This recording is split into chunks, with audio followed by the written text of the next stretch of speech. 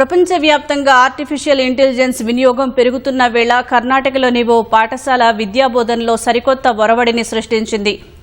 ఉడిపి జిల్లా కుందాపూర్ తాలూకాలోని వందసే ప్రభుత్వ మోడల్ ఉన్నత ప్రాథమిక పాఠశాలలో ఓ ఏఐ టీచర్ను ప్రవేశపెట్టారు. అటల్ టింకరింగ్ ల్యాబ్ ప్రాజెక్టులో భాగంగా మేకర్ ల్యాబ్స్ ఎడ్యుటెక్ సహకారంతో ఈ ఏఐ టీచర్ను రూపొందించారు. దీని పేరు ఐరిస్. కర్ణాటక రాష్ట్రంలోని ప్రభుత్వ పాఠశాలలో ఏఐ టీచర్ను ప్రవేశపెట్టడం ఇదే తొలిసారి. ఈ ఏఐ టీచర్ 20కి పైగా భాషల్లో విద్యార్థులతో సంభాషించగలదు. అదేవిధంగా విద్యార్థులు అడిగిన ప్రశ్నలకు టక్కున సమాధానం చెప్పేస్తుంది.